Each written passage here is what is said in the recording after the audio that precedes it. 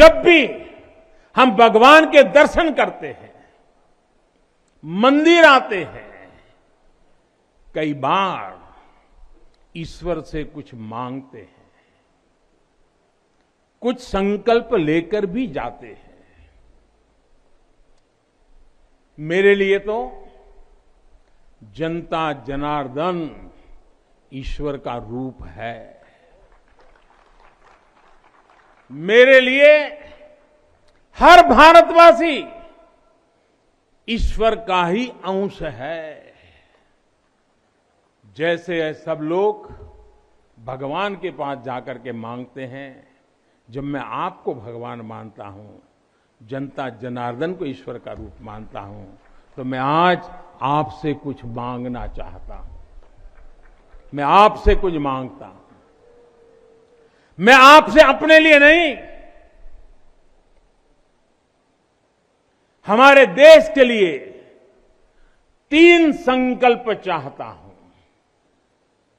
भूल मत जाना, 3 संकल्प चाहता हूं और बाबा की पवित्र धरती से मांग रहा हूं।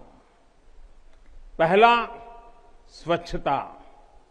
दूसरा, सृजन। और तीसरा, आत्मनिर्भर भारत के लिए निरंतर प्रयास।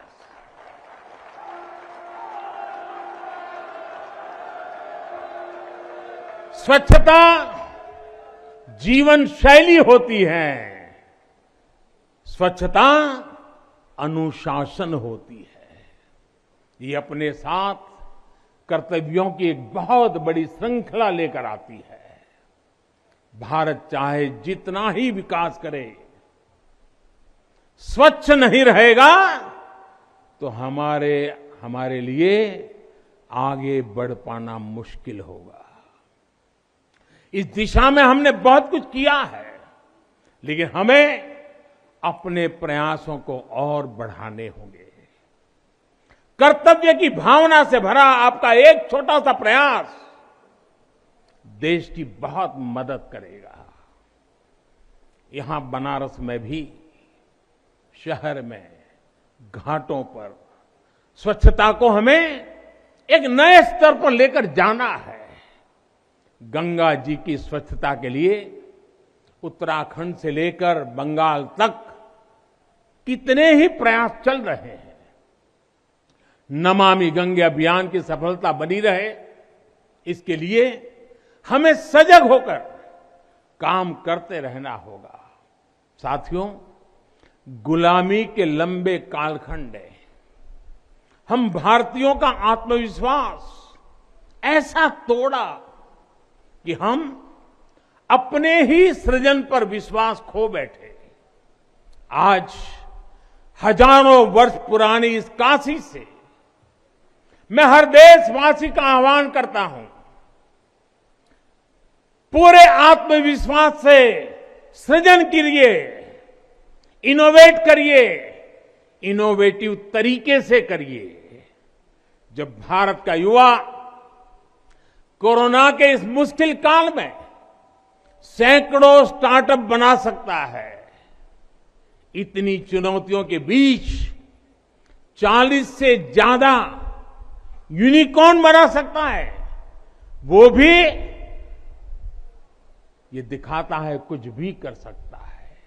आप सोचिए, एक यूनिकॉर्न यानी स्टार्टअप करीब करीब 7 हजार करोड़ रुपए से भी ज्यादा का है और पिछले 1-1.5 साल में बना है। इतने कम समय में यह अभूतपूर्व है। हर भारतवासी जहां भी है, जिस भी क्षेत्र में है, देश के लिए कुछ नया करने का प्रयास करेगा, तभी नए मार्ग मिलेंगे, नए मार्ग बनेंगे और हर नई मंजिल पाकर रहेंगे। भाइयों और बहनों, तीसरा एक संकल्प जो आज हमें लेना है, वो है आत्मनिर्भर भारत के लिए अपने प्रयास बढ़ाने का। ये आजादी का अमृत काल है। हम आजादी के 75वें साल में हैं, जब भारत 100 साल की आजादी का समारोह बनाएगा, तब का भारत कैसा होगा, इसके लिए हमें अभी से काम करना होगा। और इसके लिए जरूरी है हमारा आत्मनिर्भर होना। जब हम देश में बनी चीजों पर गर्व करेंगे, जब हम लोकल के लिए वोकल होंगे, जब हम ऐसी चीजों को खरीदेंगे जिसे बनाने में किसी भारतीय का पसीना बहा हो, तो इस अभियान को मदद करेंगे। अमृतकाल में भारत 130 करोड़ देशवासियों के प्रयासों से, सबके प्रयासों से आगे बढ़ रहा है। महादेव की कृपा से, हर भारतवासी के प्रयास से हम आत्मनिर्भर भारत का सपना सच होता देखेंगे।